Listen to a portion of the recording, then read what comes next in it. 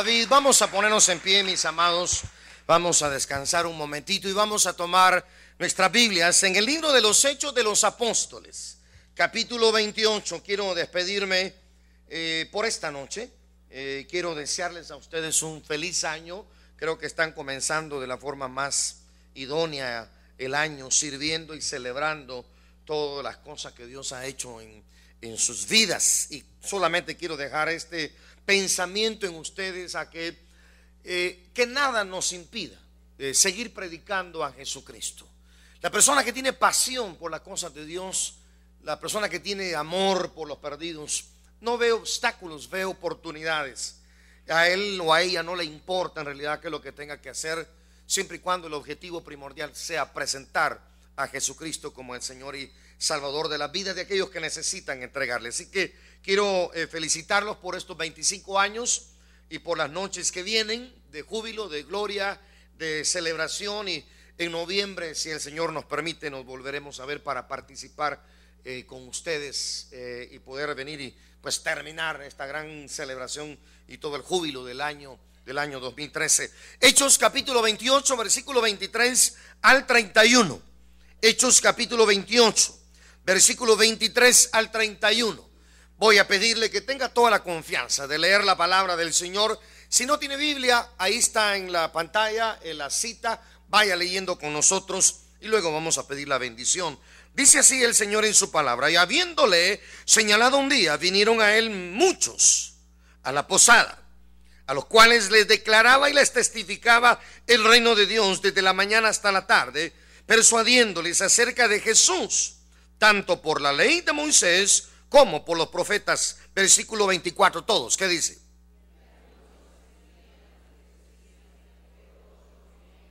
Y como no estuviesen de acuerdo entre sí, al retirarse le dijo Pablo esta palabra: bien habló el Espíritu Santo por medio del profeta Isaías a nuestros padres diciendo, 26.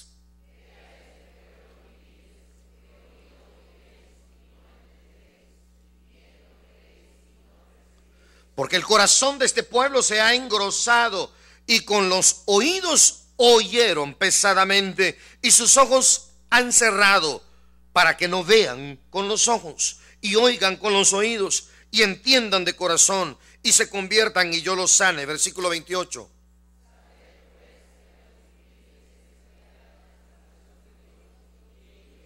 Y cuando hubo dicho esto, los judíos se fueron, teniendo gran discusión entre sí. 30.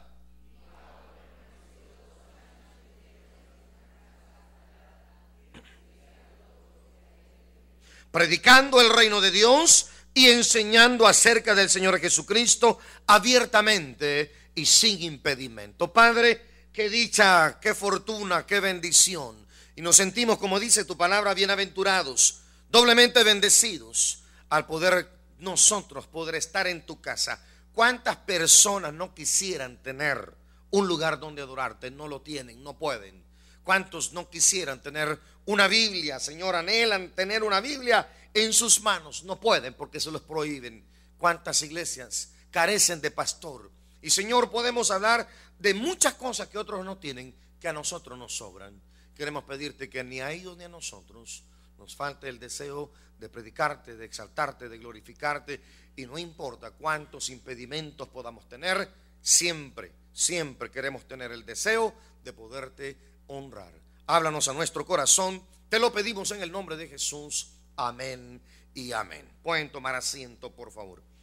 El libro de los Hechos de los Apóstoles no es necesariamente una narración, o no solamente narra los ministerios o describe los ministerios de Pedro, de Bernabé, de Pablo, de Timoteo, de Silas y de todos otros de los grandes personajes que la Biblia menciona, sino que también el libro de los Hechos es considerado como el libro que narra la expansión del evangelio, comenzando desde Jerusalén hasta lo último de la tierra.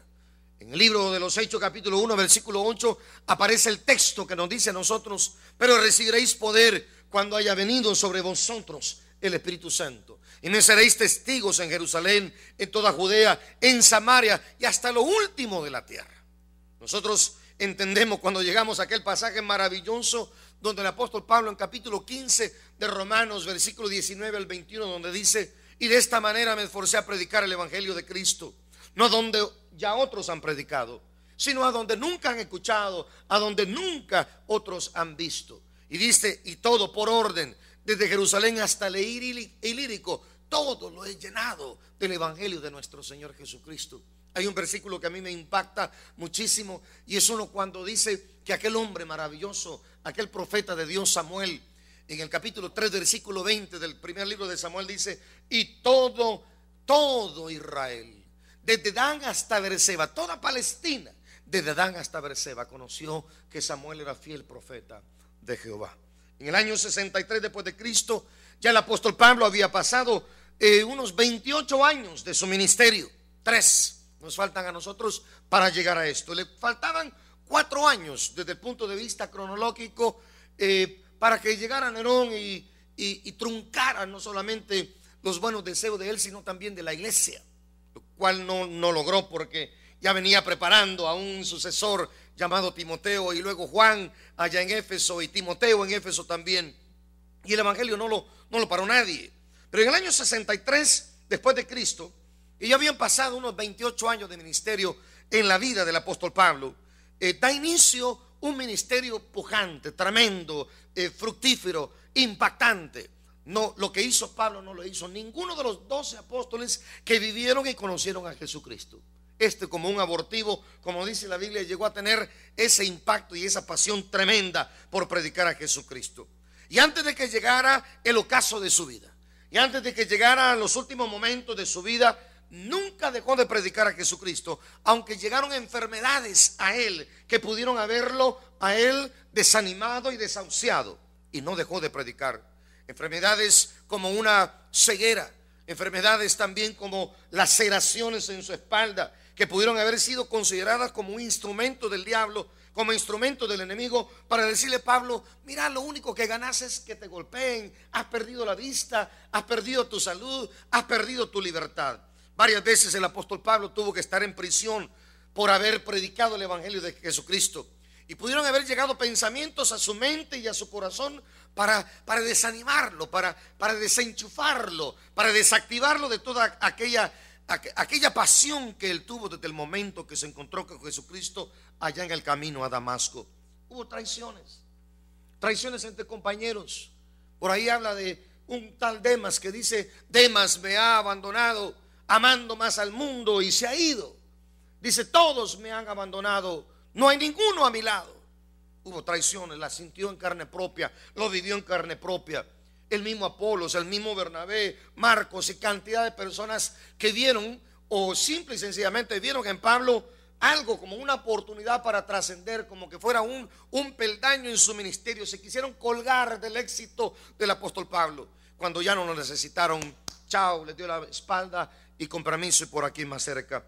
Amenazas de las autoridades. ¿Cuántas veces no le dijeron: tienes una alternativa nada más, dejar de predicar a Jesucristo? Y el apóstol Pablo no hizo caso. Él siguió predicando, él siguió explicando, y muchas más cosas que le pudieron al apóstol Pablo impedir predicar a Jesucristo, y nunca dejó de hacerlo. Ahora el apóstol Pablo se encuentra en prisión. Cuando estamos acá, de acuerdo en el texto, el apóstol Pablo se encuentra en una prisión o una cárcel domiciliaria, y ahí tiene toda la libertad y tiene todos los recursos para poder predicar. Y dice la Biblia que predicaba el evangelio y enseñaba la palabra de Dios sin ningún impedimento. Usted y yo, como cristianos, como iglesia, los que tenemos años de estar acá, los que conocemos nuestros ministerios, los que hemos visto nacer esta iglesia, los que hemos ido creciendo con esta iglesia, los que hemos sentido los momentos difíciles, los momentos turbulentos en la iglesia, sabemos que no hay nada más gratificante, y sabemos que un día seremos zarandeados, que vendrán momentos difíciles, vendrán adversidades en nuestro ministerio, pero el Señor siempre nos lleva a un mejor puerto, porque la mano de Dios nos sostiene y siempre nos lleva a nosotros de victoria, y nos lleva de victoria en victoria. Yo quiero recomendarle, quiero decirle a los hermanos de la iglesia del Tabernáculo del Redentor, que por favor, que la falta de un edificio, cosa que ha sido la piedrita en el zapato, que ha sido uno de los factores que a ustedes les ha impedido probablemente llegar a otras instancias. Que la falta de un edificio no sea un impedimento para predicar a Jesucristo. Fíjese que en el capítulo 16, versículo 11, capítulo 16, versículo 11 al 14, aquí se va a dar cuenta usted que nosotros no necesitamos de un edificio para predicar el evangelio.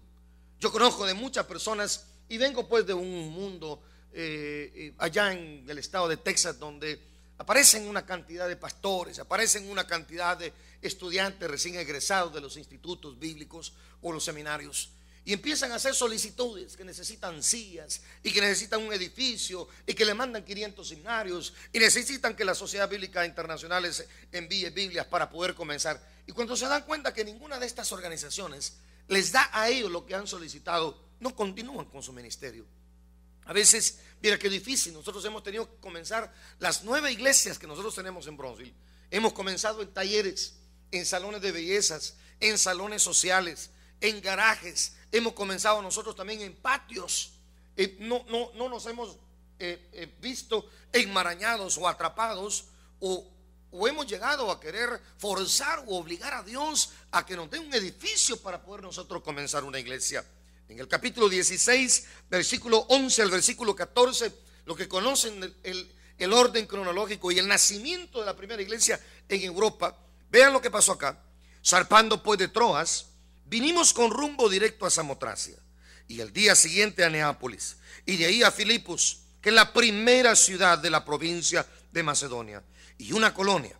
Y estuvimos en aquella ciudad algunos días, 13 y 14. Y un día de reposo salimos fuera de la puerta, junto al río, donde solía hacerse la oración, y sentándonos hablamos a las mujeres que se habían reunido. Entonces una mujer llamada Lidia, vendedora de púrpura y de la ciudad de Tiatira, que adoraba a Dios, estaba oyendo, y el Señor abrió el corazón de ella para que estuviese atenta de lo que Pablo decía. La iglesia de Cristo no necesita de un edificio. La iglesia de Cristo necesita y se forma de creyentes en Él. Toda persona que pone su confianza, toda persona que le abre su corazón, toda persona que le confiesa públicamente a Jesucristo, él y ella y los demás forman ya parte de la iglesia de Jesucristo.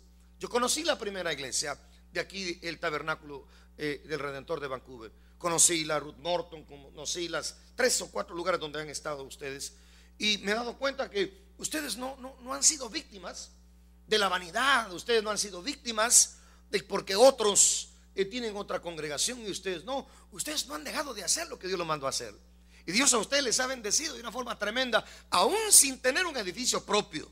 Entonces yo recomiendo y bendigo el nombre de Dios y los bendigo a ustedes por tener ese temple, por tener ese carácter. La iglesia de Cristo no es un edificio, sino los creyentes en Él. Cristo no viene por edificios, Cristo viene por todas aquellas personas que le entregaron su corazón a Él. Muchos no inician iglesias simple y sencillamente porque no tienen un lugar adecuado. No comienzan culto porque en el edificio no hay heater en el tiempo de frío. No tienen culto porque es mucho calor y no hay aire acondicionado. No comienzan iglesias porque no hay bancas. Hemos estado en Centroamérica, hemos estado en un lugar que se llama Tanquián, San Luis Potosí, allá en la República Mexicana, donde las bancas son solamente pedazos de tronco, donde no hay respaldo. Ahí usted no se puede dormir, o un cabezazo y para abajo.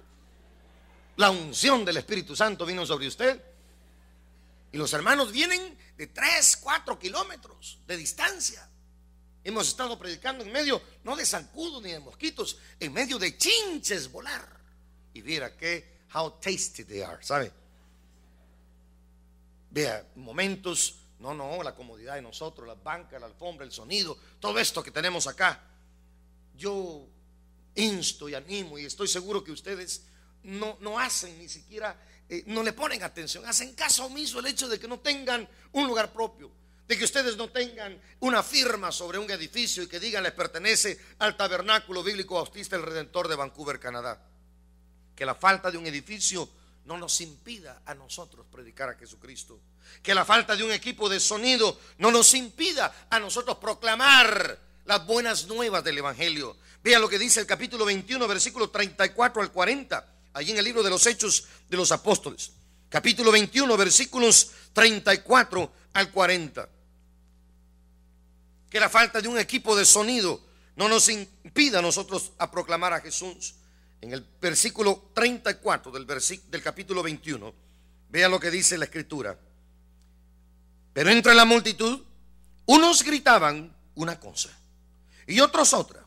Y como no podían entender nada de cierto a causa del alboroto, le mandó llevar a la fortaleza.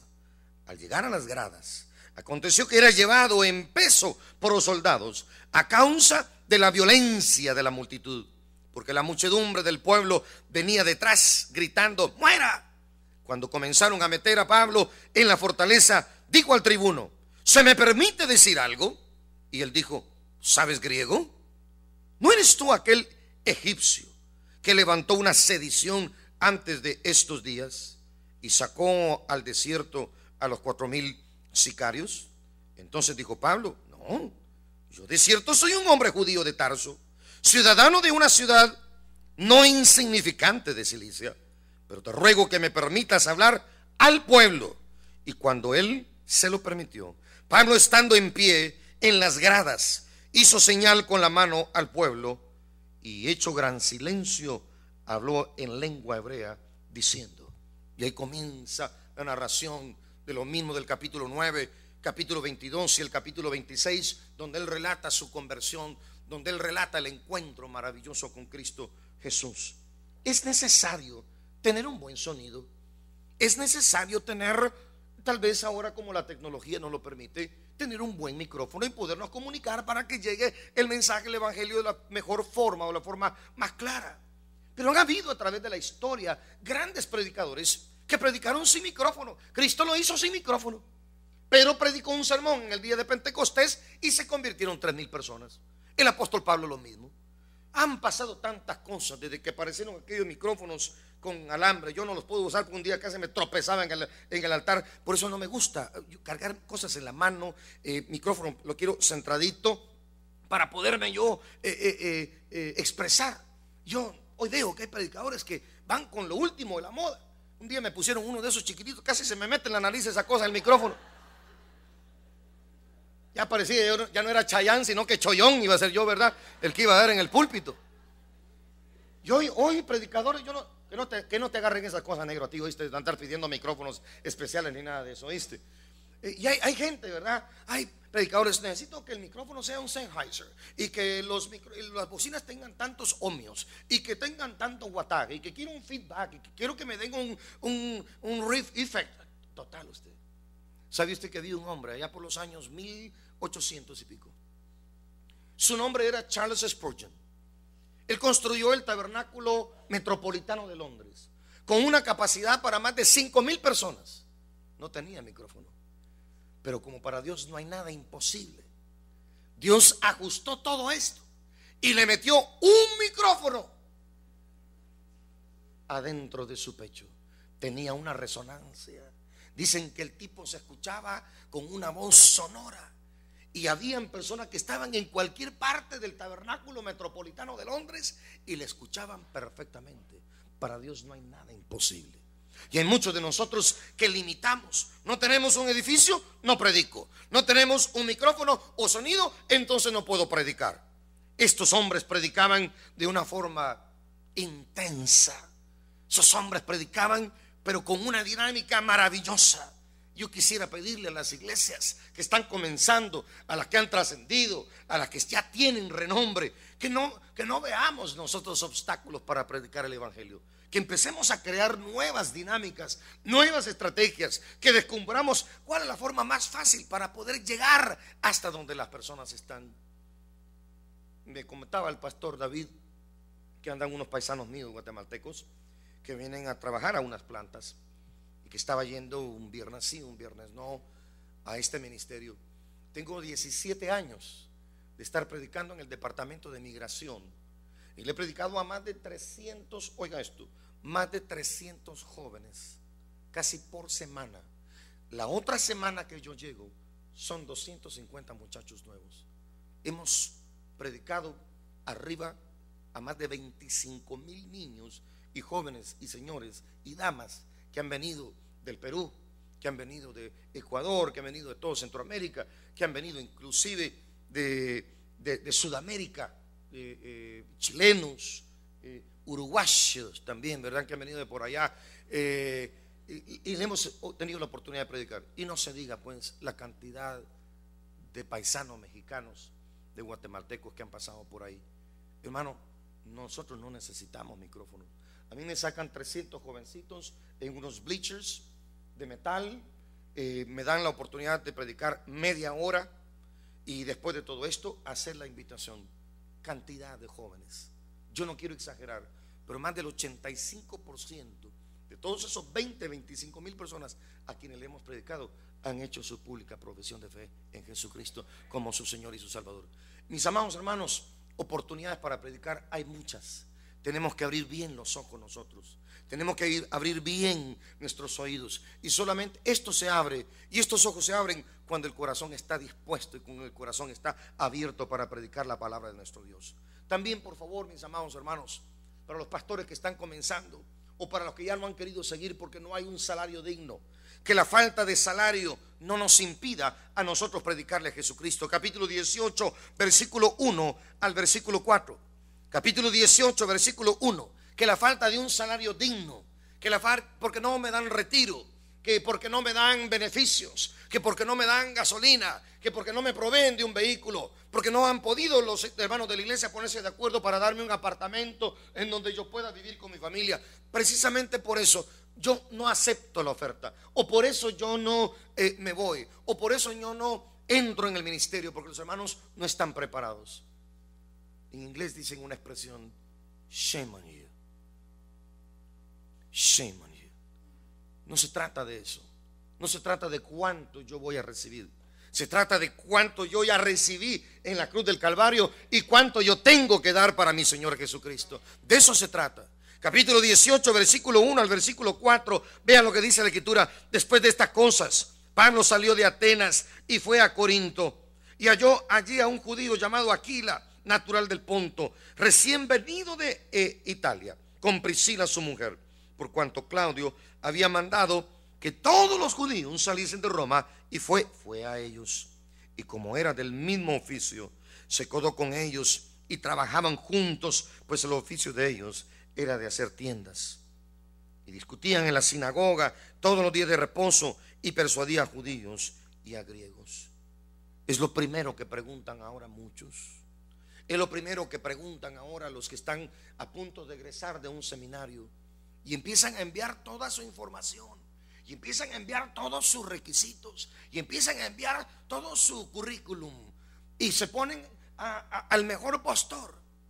Me contaba una vez un hermano que dice que tenía él un compañero que siempre le comentaba todo a su esposa, y su esposa era de esas mujeres bastante devotas, muy entregadas, todo lo espiritualizaban, todo era: oremos, mi hijo, mi hija, fíjate que me reuní con una pareja, llegaron con un problema tremendo. Mi amor, ¿por qué no oramos por ellos?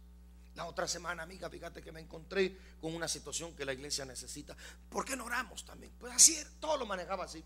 Pues un día lo llamaron a él para decirle que lo invitaban para que fuera pastor en una iglesia en una ciudad cerquita de Nueva York, y que le pagaban 3 veces más de lo que estaba ganando en esa iglesia. Mi hija, fíjate que acabo de recibir una carta. Mi amor, fíjate que acabo de recibir yo una información de que quieren que nosotros vayamos a Nueva York, y le dice: son buenas las probabilidades, es un buen salario, ¿me ayudas a orar? No, te ayudo a empacar, le dijo la mujer, ¿verdad? Ya no había que orar, ¿verdad? Había que empacar ahora para irnos, ¿verdad? Porque cuando nosotros empezamos a comercializar con el evangelio, porque cuando nosotros empezamos a ser mercaderes del cristianismo, porque cuando en las iglesias ya no se genera el dinero para pagar el pastor, entonces ya empiezo a cambiar yo de brújula, empiezo a cambiar de camino. A veces muchos de nosotros, de acuerdo al salario, es la entrega que tenemos los predicadores, sin darnos cuenta que de eso se encarga Dios en el camino. Dios nos ha dicho a nosotros que Él va a estar juntamente a nuestro lado, que Él va a estar con nosotros todos los días hasta el fin del mundo, y que Él nos ha prometido estar con nosotros siempre, que Él se va a encargar de suplir todas nuestras necesidades conforme a sus riquezas. Pero esto es solamente retórica, esto es solamente que es teórico. Esto es solamente papel y tinta. Pero cuando empezamos a ver nosotros las adversidades y cuando empezamos a struggle nosotros en el aspecto financiero, empezamos a tenerle también nosotros y a ver un poquito feíto el ministerio. Mis amados hermanos, yo no ignoro y yo no pongo en el margen de que cualquier momento en estos 25 años de ministerio del tabernáculo han de haber ustedes tenido que tener alguna situación bastante premiante. Pero jamás de la vida, ni su pastor, ni los hermanos que han estado trabajando al lado del pastor, los han chantajeado a ustedes. Jamás de la vida han ido más allá, quererse aprovechar de la ingenuidad de ustedes, de la bondad de ustedes, de la generosidad de ustedes. Si no me aumentan, pues entonces me voy. Si ustedes no mejoran mi salario, pues entonces ya tengo 3 invitaciones por otro lado. Esto se escucha. Esto es bien mezquino. Esto es bien vulgar. Esto es bien bajo. Esto no puede existir entre nosotros, porque nosotros servimos al Señor por amor a la obra. Ya el Señor se encargará de tener a su pastor y tendrá a sus ministros como ellos muy bien se lo merecen. Y otra cosa, que la falta de salud no nos impida a ustedes predicar el evangelio.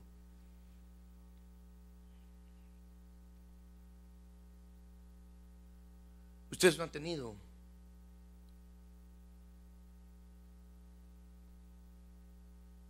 que ver una escena de enfermedad crónica en su pastor, pero ustedes conocen la condición de Miriam. Conociendo yo a cientos de pastores, yo le estoy seguro que de los muchos que yo conozco, si hubieran sido el pastor del tabernáculo, ya no estuvieran acá. Hubieran utilizado la enfermedad de Miriam como una excusa para abandonarlos a ustedes. Yo conozco pastores que también con muchas enfermedades se han sostenido. Yo he visto verdaderamente espectáculos, lecciones en mi vida. Yo tengo algo que siempre me jacto, no me ufano, me jacto en el buen sentido de la palabra. Yo nunca me he quedado en casa por una enfermedad, nunca. Yo no, en 25 años que tengo de ser pastor y en 20 años que tengo de ser pastor de la West Brownsville, nunca me he quedado en casa por una enfermedad, y le agradezco yo mucho a Dios. Pero sé que no a otros les pasa lo mismo. Conocí a un paladín, su nombre es Russell Grelling. Este hermano había ido a predicar a una iglesia en una ciudad que se llama Eureka. Eureka es una ciudad fronteriza entre Oregon y California. Y en esa pequeña iglesita no había pastor. Y él se viene en una de esas noches frías de diciembre, de enero, invierno, frío, nieve, sleet y todo esto en la carretera. Y cuando después de haber servido la cena del Señor, va con su esposa, su niñito atrás y su esposa embarazada. Tuvieron un accidente. Tenía él un carro Volvo, de esos DL44, y el carro se salió. El carro dio vueltas. La señora empezó a tener contracciones y empezó a tener al bebé. La niñita no se oía el ruido ni el llanto. El hermano Russell Grelling quedó trabado de su cinturón y no podía quitárselo para atender el parto. No pasaba ninguna ambulancia, no se detenía ningún carro. Él dice: yo no sé de dónde Dios me dio tantas fuerzas y filo en mis dientes. Solo piensa en esto: el cinturón de seguridad no fácilmente se puede arrancar. No sé ni de dónde, dice. Dios le dio tanto filo a mis dientes y a mi paciencia para poder cortar el cinturón, para poder zafarme. Cuando me doy cuenta, mis piernas no funcionaban y tuve que dar yo asistencia a mi esposa y morder el cordón umbilical con mis dientes. Pasó la historia. Cuando él se recuperó, la niñita de atrás, nada más el shock, la criaturita se salvó, la esposa quedó grave. Él subir al púlpito, sonaba todo, sus piernas, era metal.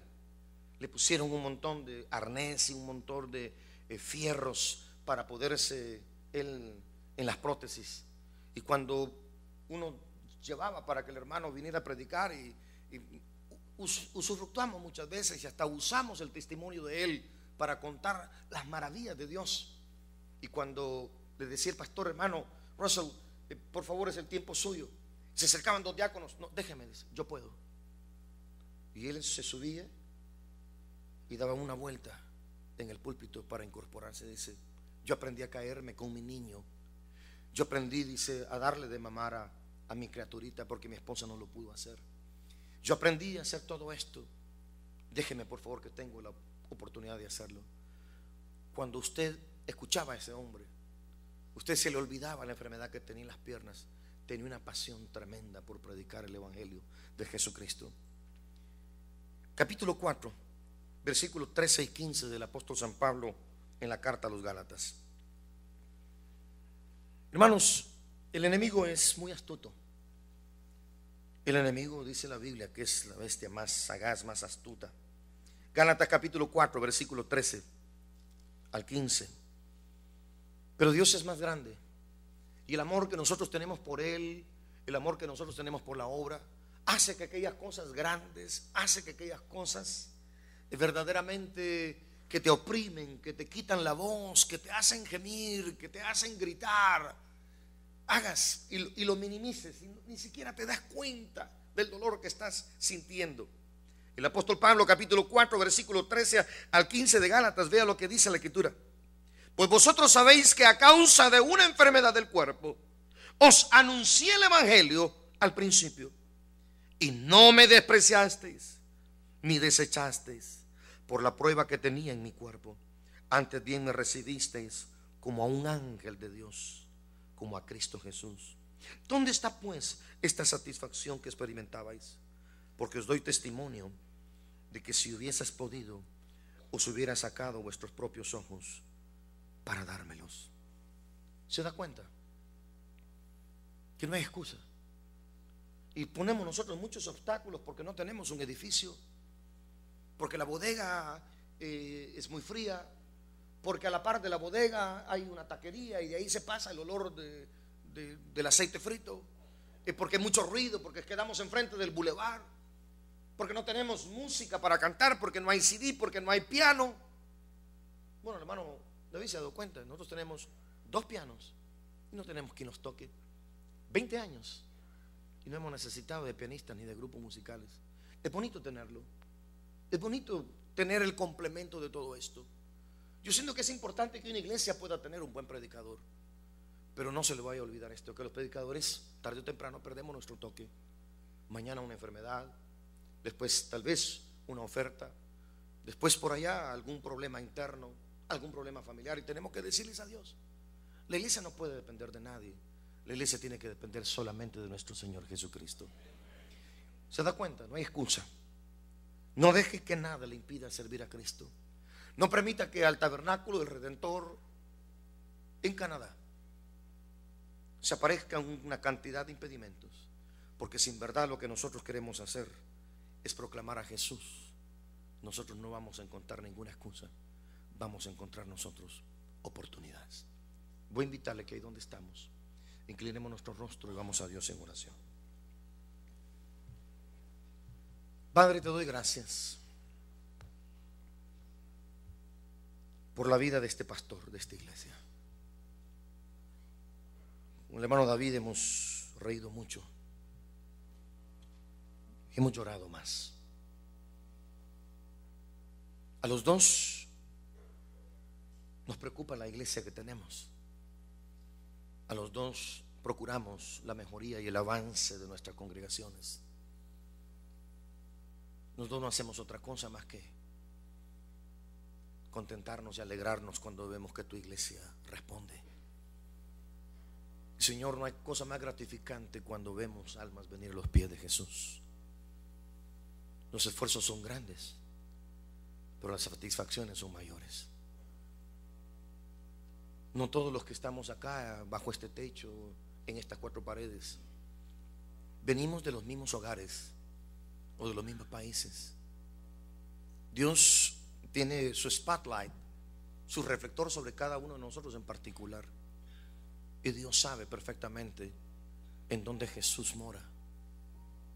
Usted que está aquí en esta noche, usted que todavía no le ha dado esa oportunidad a Jesucristo de ser el Señor y Salvador de su vida, usted que todavía no conoce lo que es vivir en Cristo, usted ha escuchado, le han contado, pero no lo ha experimentado. Déjeme decirle que a usted Dios le ama y Dios tiene un plan lindo y maravilloso para su vida. No lo desperdicie. Afuera en el mundo no va a encontrar nada.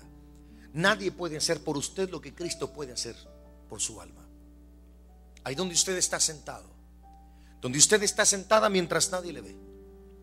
Si usted quisiera en esta noche salir con Cristo, asegurándose que hoy, en esta noche, usted ha tomado la decisión más importante de su existencia, la decisión más importante y más trascendental de toda su vida, en una oración tan sencilla, pero muy poderosa, usted será llamado heredero de la vida eterna. Ahí donde usted está sentado, sentada, mientras nadie le ve, nadie le molesta, repita conmigo esta oración adentro de su mente, dentro de su corazón, y dígale: Señor Jesús, yo necesito de ti en mi vida y vengo a pedirte perdón por todos mis pecados. Quiero suplicarte que inscribas mi nombre en el libro de la vida del Cordero, que me des la garantía de la vida eterna y la seguridad de la salvación de mi alma. Te pido perdón.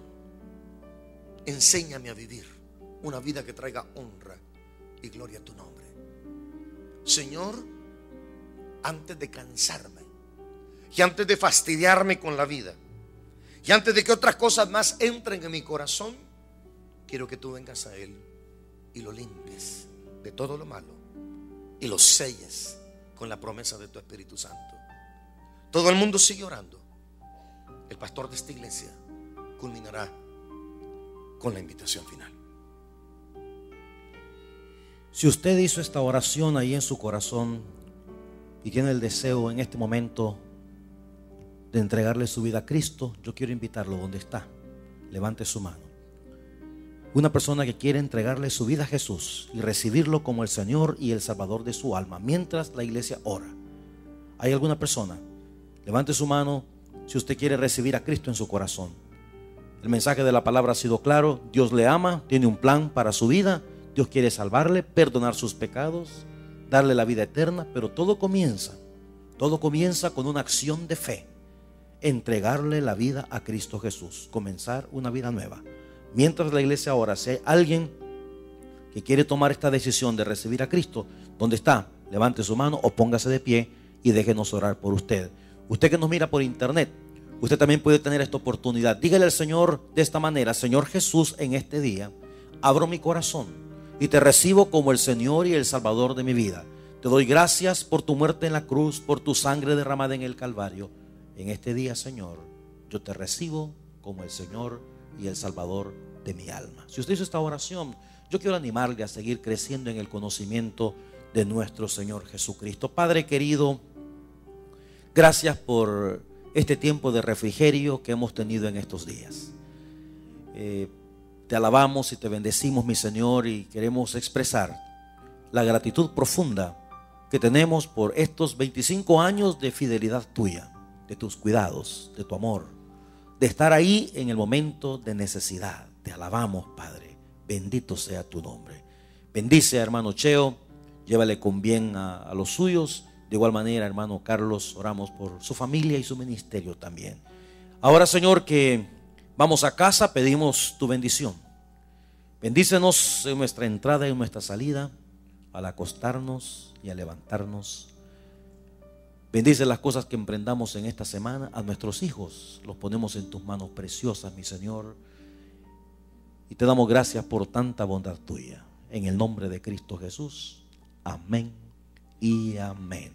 Mis queridos y amados hermanos, no olvidemos que el martes en la funeraria Hamilton, ahí estará de las 6 a las 8 el cuerpo de hermana María Isabel Acevedo, y luego aquí en el templo estamos el día miércoles a las 7 de la noche. Que la paz de Cristo le acompañe, que el Señor le bendiga. La música de hermano Cheo Negrón está en la parte de atrás, así es que despídase del pastor, del hermano Cheo, Que Dios me los bendiga y nos miramos el miércoles con la ayuda del Señor.